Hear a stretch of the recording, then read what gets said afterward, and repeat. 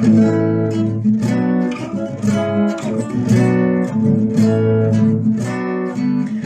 Señor es mi luz y mi salvación. ¿A quién temeré? ¿O a qué temeré? El Señor es mi luz y mi salvación. ¿A quién temeré? ¿O a qué temeré? El Señor es la fuerza de mi alma. ¿A quién o a qué temeré? El Señor es mi luz y mi salvación. ¿A quién temeré? ¿O a qué temeré? Les damos la más cordial bienvenida a este segundo día de meditación en torno a estos días santos, acontecimientos que celebramos, los esenciales en la vida cristiana de todo fiel, celebrar la pasión, muerte y resurrección de nuestro Señor Jesucristo. En este martes santo que estamos invitados a contemplar a Cristo en estos días últimos de su vida terrena y los momentos cruciales de su existencia, dispongamos nuestro corazón en esta noche para que Él pueda tocarlo, pueda ungirlo y ungiéndolo pueda llenarse de su presencia. Les invito a que nos pongamos en las manos de Dios en este momento de reflexión, tratando de evitar estar haciendo otra cosa, otra actividad que pueda distraernos de este momento que queremos tener de intimidad con nuestro Señor Jesucristo. Dispongámonos pues a vivir estos momentos de reflexión en el nombre del Padre y del Hijo y del Espíritu Santo. Amén. Señor Jesús, te damos gracias en esta noche porque nos permites reunirnos una vez más en tu nombre. Asístenos con la gracia del Espíritu Santo para que sea Él quien nos conduzca al encuentro contigo. Saberte acompañar en los momentos difíciles de los últimos días de tu vida terrena, para que viviendo contigo tu pasión y tu muerte, seamos dignos de poder también alcanzar la gloria de la resurrección. Guíanos para que nuestro corazón descubra la enseñanza que tienes para cada uno en esta noche y que estos sean momentos que nos ayuden a desprendernos de todo aquello que no nos permite vivir un pleno encuentro contigo. Asístenos, Señor, y que el Espíritu Santo nos acompañe en todo momento. Por eso les invito a que invoquemos al Padre unidos a Jesús diciendo: Padre nuestro que estás en el cielo, santificado sea tu nombre. Venga a nosotros tu reino. Hágase tu voluntad en la tierra como en el cielo. Danos hoy nuestro pan de cada día. Perdona nuestras ofensas como también nosotros perdonamos a los que nos ofenden. No nos dejes caer en la tentación y líbranos del mal. Amén. En el nombre del Padre, y del Hijo, y del Espíritu Santo. Amén. Hemos podido vivir en estos días ya próximos a la pasión de nuestro Señor Jesucristo, momentos en los cuales podemos descubrir sus sentimientos, podemos descubrir esos momentos difíciles, cruciales en su existencia, pero que al mismo tiempo tienen mucho que enseñarnos para nosotros. Y una de esas enseñanzas es la de el ser su discípulo.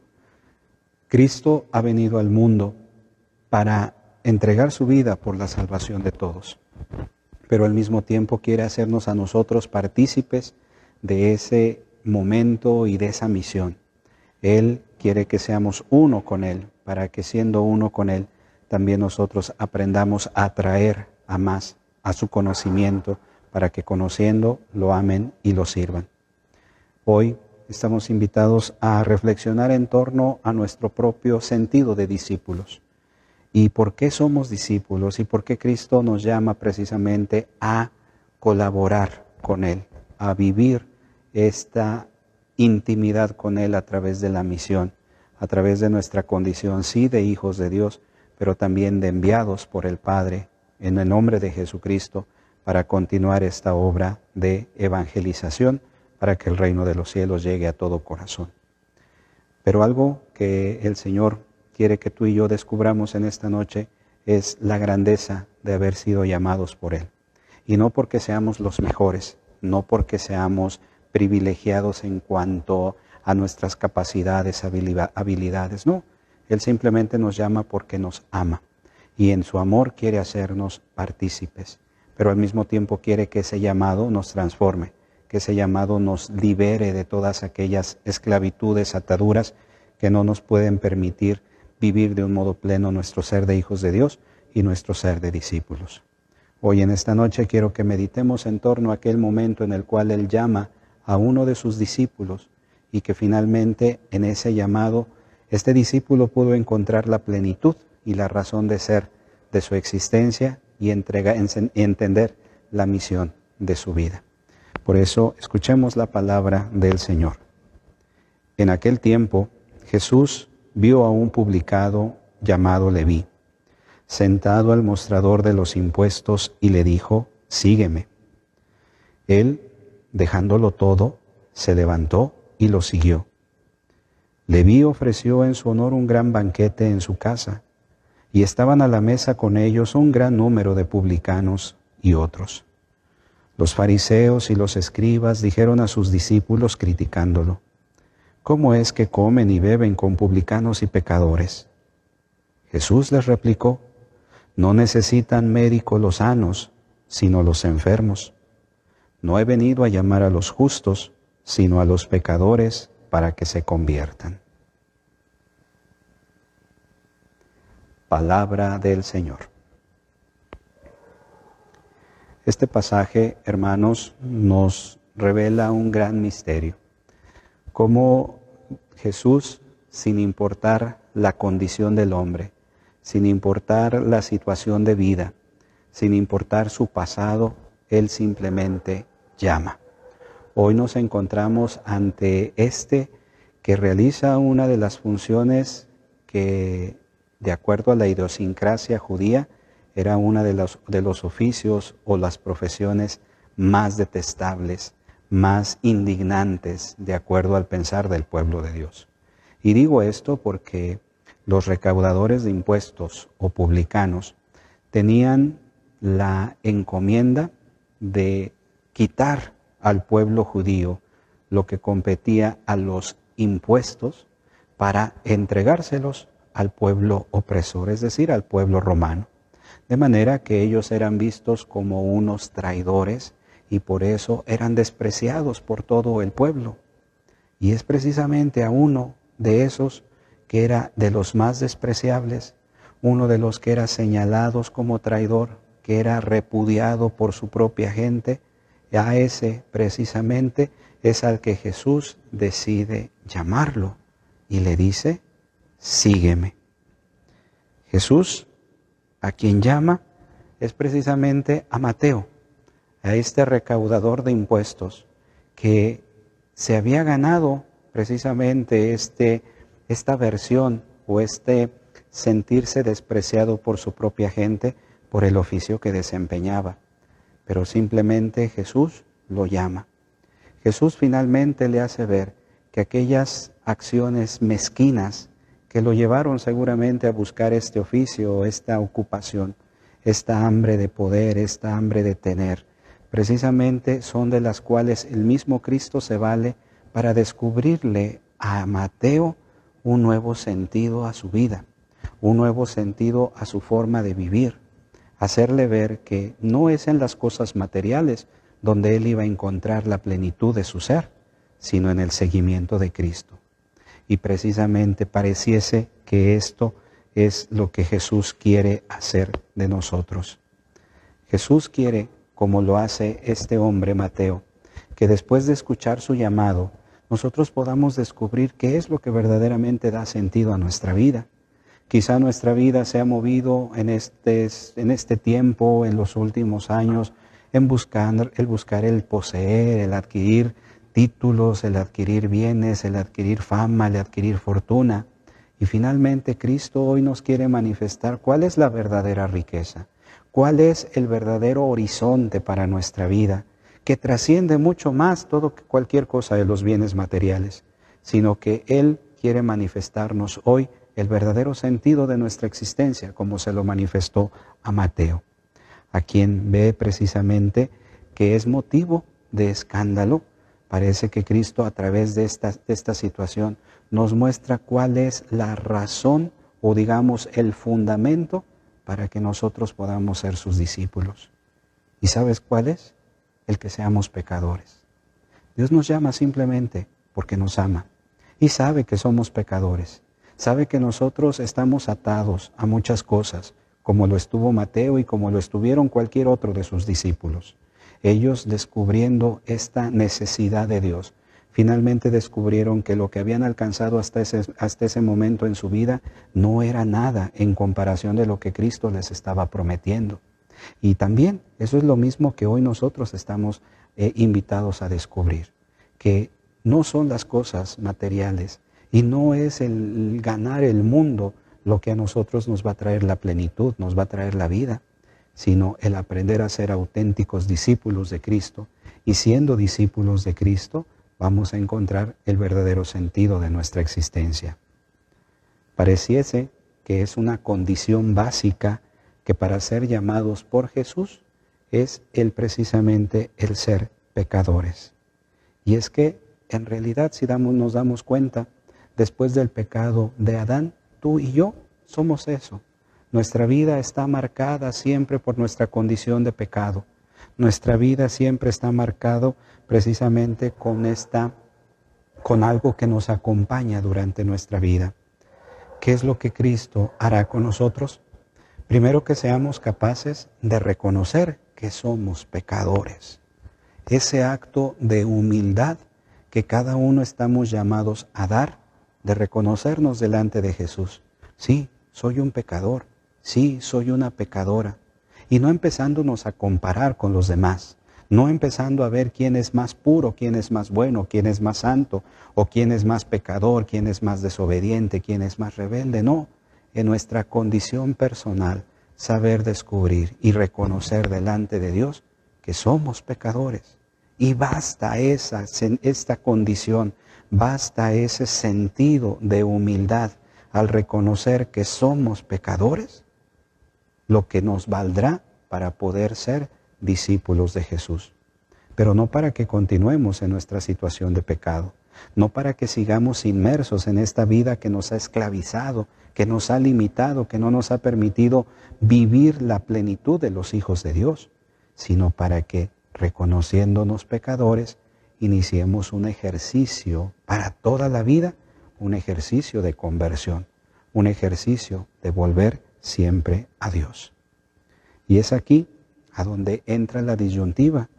Quien se crea justo, como se sentían los fariseos, los maestros de la ley de su tiempo, quien se crea justo, quien se crea bueno, quien se crea superior delante de los demás, quien pueda decir, sí, pues sí, yo soy pecador, pero hay otros que son más pecadores que yo, más pecadoras que yo.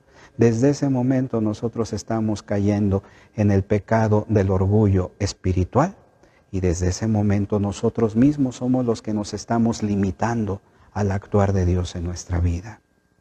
Cristo quiere que tú y yo nos reconozcamos pecadores sin más, ser capaces nosotros de descubrir nuestras limitaciones a la luz de Cristo y de esa manera reconocer, sí, soy un pecador y como pecador necesito de ti y como pecador soy consciente de mis limitaciones, como pecador soy consciente de que tú me llamas, de que tú, Señor, me estás invitando a ser partícipe de la construcción de tu reino, pero que también me estás invitando a que yo renuncie a mi vida de pecado, a mi vida de contradicción entre lo que digo y lo que hago.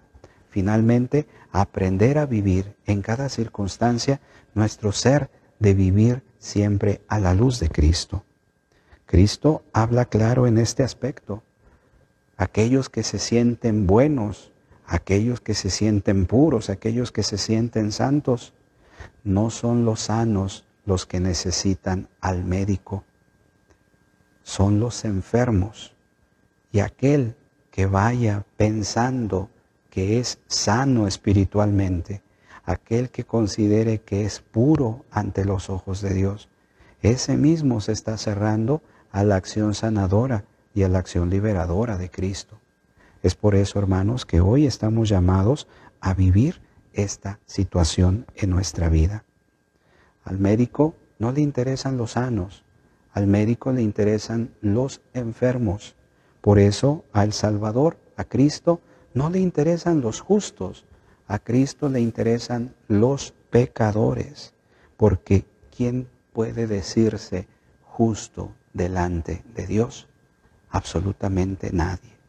Y la primera condición para poder experimentar esta salvación de Cristo es reconociéndonos pecadores, reconociéndonos abiertos a esa gracia de Dios. Mateo era consciente de su situación. Él sabía que su proceder, que su forma de vida no era en nada agradable a Dios, pero aún así fue capaz de sentir el llamado y sintiendo ese llamado fue capaz de renunciar a esa vida y aprender a una vida completamente distinta, una vida completamente nueva. De ahí que el llamado a la conversión, el llamado a la penitencia se convierte en algo esencial en nuestra vida. No es algo accesorio, no es algo opcional. Si eres discípulo de Cristo o quieres ser discípulo de Cristo, no hay otro camino por el cual lo podamos ser, sino es a través del ejercicio de la conversión, el esforzarnos día a día para que en nuestra vida se manifieste de un modo claro el actuar de Dios. Por eso en estos días santos y desde el tiempo de la Cuaresma se nos ha invitado a la reconciliación, se nos ha invitado a volver a Dios, se nos ha invitado a ser capaces de reconocer nuestras limitaciones para que Dios pueda actuar en ellas. Por eso aún estamos a tiempo, para que en estos días santos que estamos por celebrar en el Tríduo Pascual podamos presentarnos delante del Señor con esta disposición de un verdadero deseo de encuentro, de un verdadero deseo de volver al Señor. Por ello, es aquí a donde nosotros podemos encontrar una verdadera oportunidad de hacer una reflexión. Quizá, y eso de acuerdo a las experiencias que como sacerdote yo he tenido, muchas veces me he encontrado y me he topado en el sacramento de la reconciliación con personas que dicen no tener ningún pecado, que dicen es que yo tengo 10, 15, 20 años y pues yo no considero que tenga pecados. ¿Será? ¿O será que vivimos de una manera tan laxa que hemos ya perdido la conciencia de pecado? Estamos tan inmersos en el pecado que pensamos que el pecado es la normalidad de nuestra vida.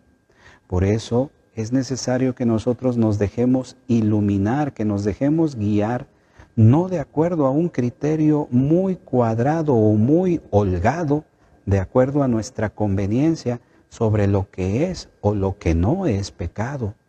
Tenemos que nosotros dejarnos iluminar, dejarnos guiar para que a la luz del Espíritu Santo podamos descubrir tantas limitaciones que hay en nosotros.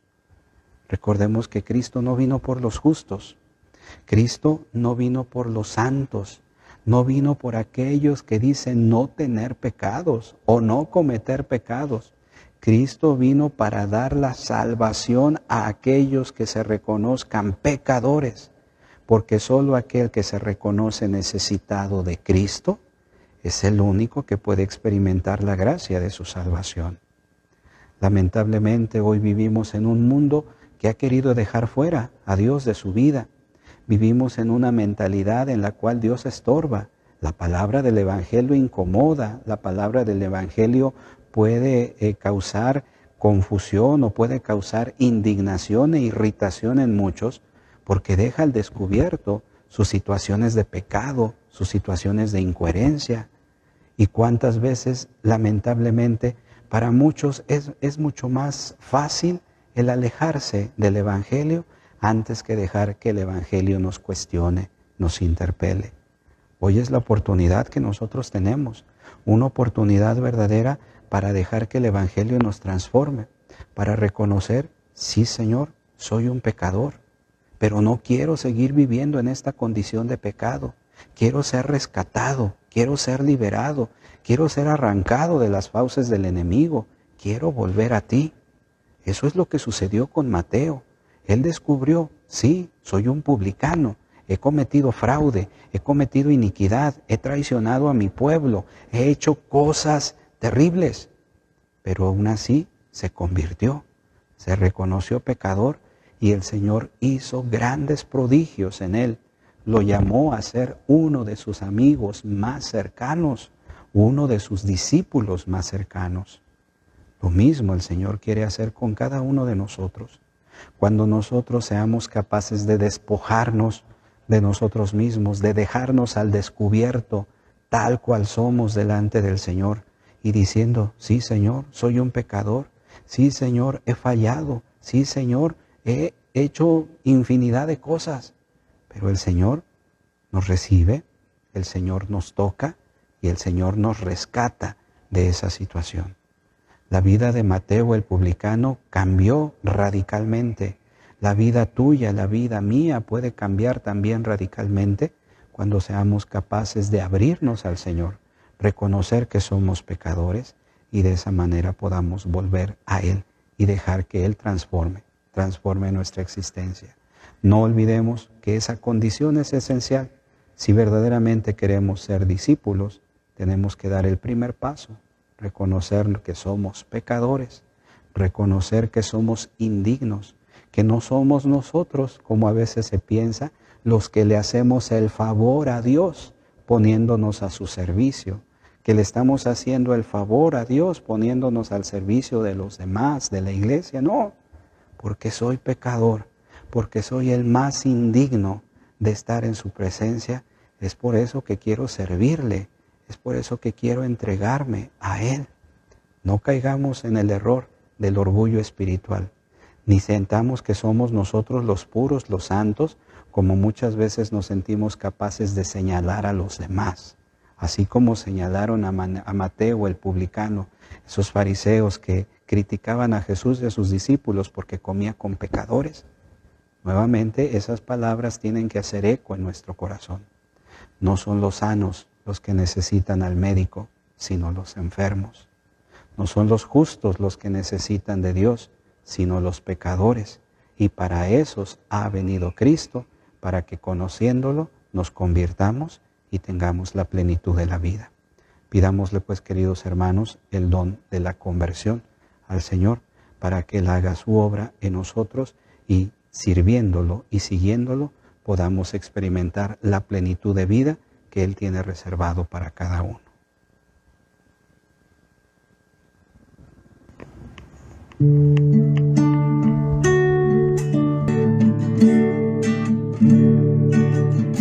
Jesús, Hijo de David, ten piedad de mí.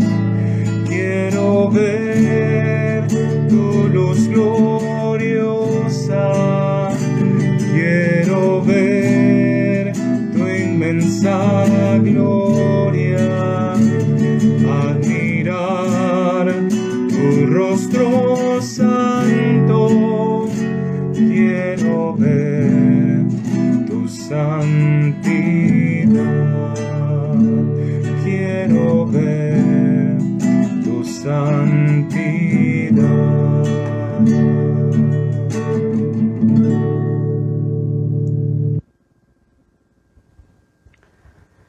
La conversión debe de abarcar todos los aspectos de nuestra vida.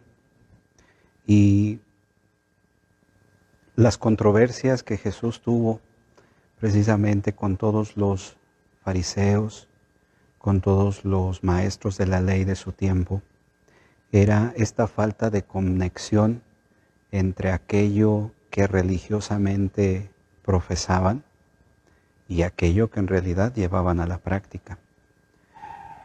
Y es por eso que Una de las situaciones que pueden también ser motivo de controversia de nosotros hacia Jesús es pensar que la vida cristiana o que la conversión solo compete a algunos momentos o algunas dimensiones de nuestra vida y no a la totalidad de nuestro ser.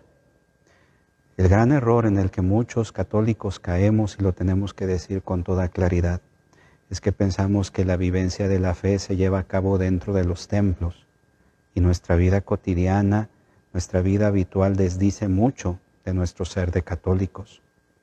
Podemos pensar que la fe se vive dentro de los muros de la iglesia, pero yo puedo estar allá afuera en el mundo, viviendo como la gente del mundo, haciendo lo que la gente del mundo hace y no hay ningún problema. Y ese es el problema, de que hemos evitado nosotros esa unión íntima en todos los aspectos de nuestra existencia en la vivencia del Evangelio. Por eso la conversión involucra todo nuestro ser. No es algo accesorio a nuestra vida, sino es algo esencial, algo que atañe a cada espacio de nuestra historia y a cada parte de nuestro ser. Es decir, lo espiritual, lo humano, nuestros sentimientos, nuestras reacciones, es decir, la integridad de nuestro ser. De lo contrario, nos haremos también nosotros acreedores, partícipes de aquellas fuertes palabras que Cristo dirigía constantemente a aquellos que, por considerarse buenos, se habían apoderado de la ley, se habían apoderado de la religión y que sobre todo, y lo más lamentable, que no había coherencia en su vida.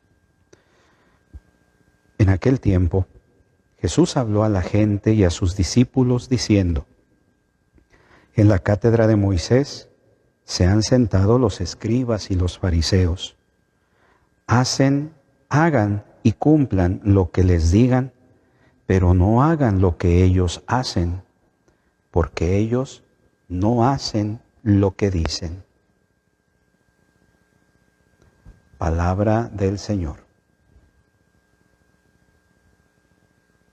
Ellos no hacen lo que dicen.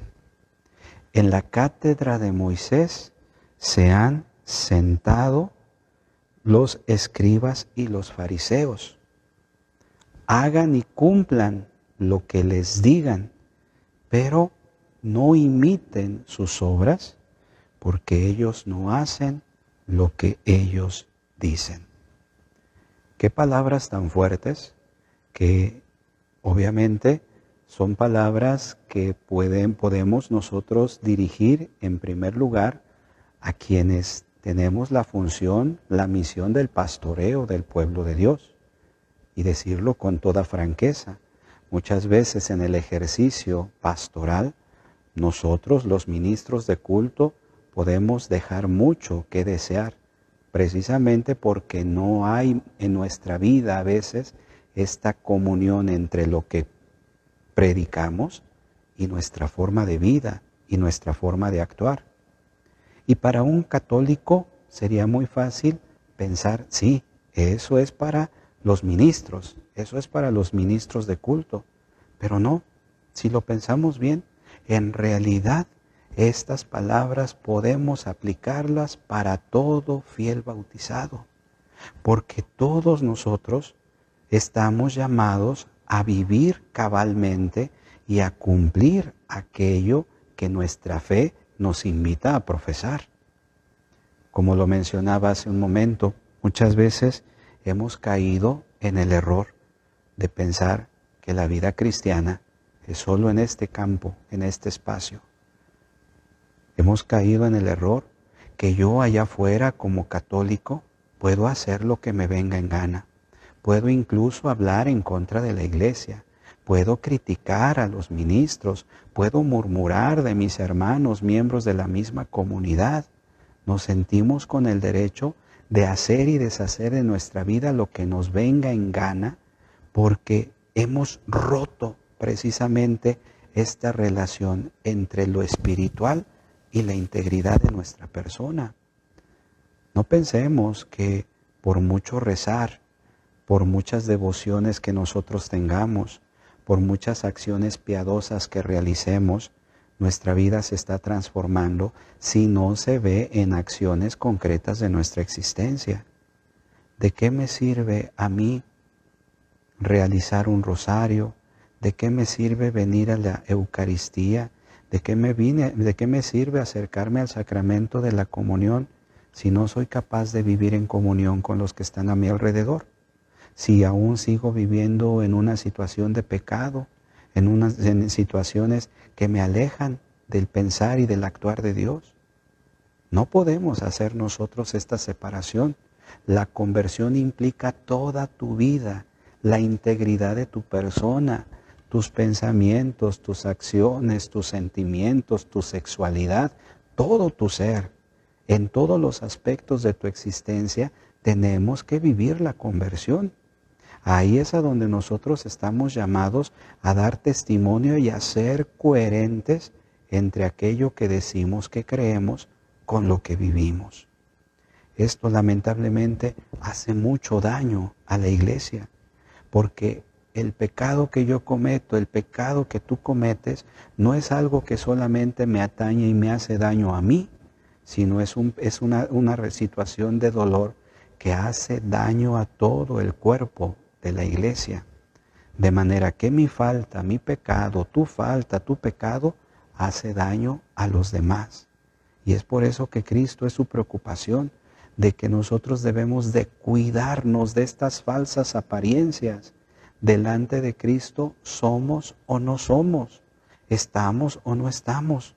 Delante de Cristo no valen las caretas, las máscaras que nosotros nos demos de pureza, de santidad, manifestando una vida muy piadosa, pero una vida también contraria al Evangelio, una vida llena de rezos, una vida llena de oraciones, pero por otro lado una vida llena de rencores, de resentimientos, de envidias, de división, de murmuración. Eso no compete a la vida de un creyente, porque de esa misma manera estamos cayendo en el error de aquellos fariseos y escribas que a Jesús precisamente fuertemente les habló en muchas ocasiones, diciendo esta realidad de que se dice una cosa, pero se hace otra. Todos nosotros podemos caer en el error de la incoherencia, pero esto nos debe de llevar a nosotros a un verdadero sentido de conversión, un verdadero sentido de ver la fe como algo que transforma nuestra vida, no solamente como una manera legalista, como la vivían los fariseos, los escribas del tiempo de Cristo. No pensemos que nos vamos a santificar y que nos vamos a salvar por cumplir solamente las prácticas piadosas, las prácticas religiosas. Es que yo voy a misa todos los domingos, es que yo veo la misa todos los días, es que yo rezo el rosario todos los días, es que yo rezo el Vía Crucis todos los viernes de la Cuaresma, todos los días de la Semana Santa. Toda esa acción de piedad debe siempre ser fortalecida y debe de ser alguna fuente al mismo tiempo que nutra la integridad de nuestras personas. Es decir, son buenas, excelentes todas estas prácticas religiosas, pero tienen que ir siempre acompañadas de las acciones, del testimonio, de vida. De ahí que por eso muchas veces se nos señala, de ahí que muchas veces se nos cuestiona, porque tanto en la jerarquía como en todo el pueblo de Dios, muchas veces no hay coherencia entre aquello que decimos y la forma de vida que llevamos. Cristo habla fuertemente al respecto. Cristo nos hace ver muchas veces esta realidad, ¿sí? Entonces, arranquemos de nosotros esta mentalidad legalista, quitemos de una vez por todas esta barrera que hemos puesto en que mi vida espiritual es una y mi vida práctica, mi vida común es otra. Somos una sola persona. No podemos ser una persona dentro del templo y otra persona distinta fuera de él. No podemos ser personas que nos decimos espirituales, que nos decimos piadosas, que nos decimos fervorosas, si no van acompañados de signos concretos de santidad, de amor, de comunión con los demás. De ahí la insistencia a la conversión, pero una conversión total. No sigamos separando en nuestra vida estos aspectos que forman uno solo, lo que nos hace ser quienes somos. Y de esa manera, cuando aprendamos nosotros a llevar esta coherencia en nuestra vida, estaremos dando un auténtico testimonio de ser cristianos. Seamos practicantes, católicos de templos hacia afuera también. No nos reduzcamos a pensar que la práctica católica se refiere a lo celebrativo, a lo litúrgico. Eso es lo esencial, eso es lo que da vida, pero eso se debe de ver transformado en nuestra vida cotidiana. Una de las despedidas de la celebración eucarística es precisamente eso. Vayamos a vivir lo que aquí hemos celebrado. Es decir, lleva a la práctica lo que en el templo escuchaste, lo que en la iglesia viviste, lo que en la Eucaristía recibiste. Llévalo allá a tu práctica cotidiana. Pero no vengas solamente al templo y llegues a estar en tu casa como perro y gato con la gente que vives, con tus vecinos, con tus familiares. No, aprendamos a ser coherentes. De lo contrario, estaremos nuevamente señalados por Cristo, porque decimos una cosa, pero hacemos otra. Esto, lamentablemente, y como lo dije, hace mucho daño. Hacemos mucho daño a la iglesia cuando no somos capaces de dar testimonio. Por eso, en estos días santos, en estos días en que reflexionamos de un modo pleno la presencia de Cristo en medio de nosotros, es la oportunidad que tenemos también de poder nosotros vivir este ejercicio de la conversión, a buscar aquello que una, que vincule nuevamente nuestra vida espiritual con nuestra vida cotidiana. Seamos católicos verdaderos dentro y fuera de los templos. Sé católico ahí en tu trabajo. Sé católico ahí en las actividades que tú desempeñas. Sé católico y defiende tu fe en todos los ámbitos en los cuales tú te desempeñas. Sé firme a las verdades de fe que en nuestra iglesia hemos recibido. No digamos que somos católicos hacia adentro y a veces allá afuera profesamos ideologías, profesamos formas de pensar o formas de actuar que son completamente contrarias a la doctrina que aquí hemos recibido.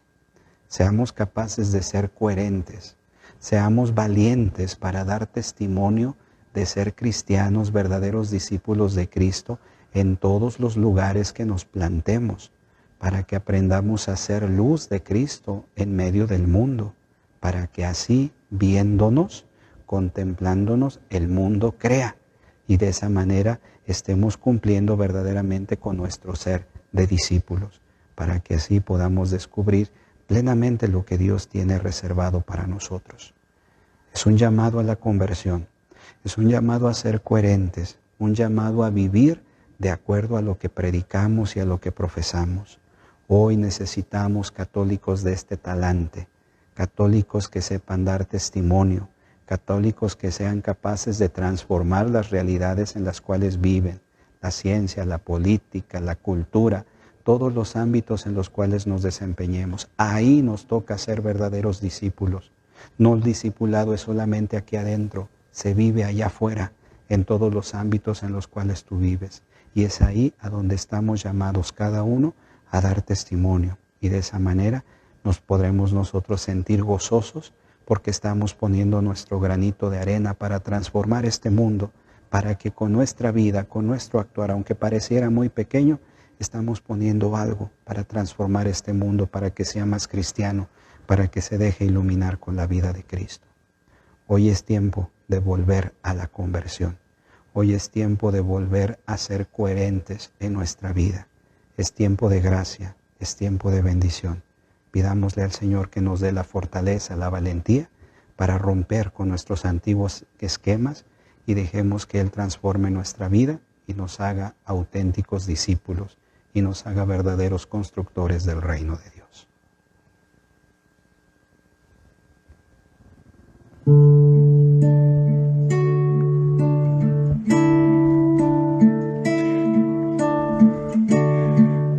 Señor es mi pastor, nada me faltará. El Señor es mi pastor, nada me faltará. Él conduce mi vida y la llena de su amor. Él viene a mi corazón. Aunque atraviese un valle de tinieblas, no temeré, porque el Señor está conmigo. Aunque pase por el fuego, no me quemaré, y de su amor no me apartaré. El Señor es mi pastor, nada me faltará. El Señor es mi pastor, nada me faltará. Él conduce mi vida hasta el fin, conducirá mi corazón, nada me faltará. Hacia las aguas de reposo me conducirá, si dicha y gracia me acompañarán. Todos los días de mi vida, mi morada será Él. El Señor es mi pastor, nada me faltará. El Señor es mi pastor, nada me faltará. Él conduce mi vida hasta el fin, conducirá mi corazón, nada me faltará.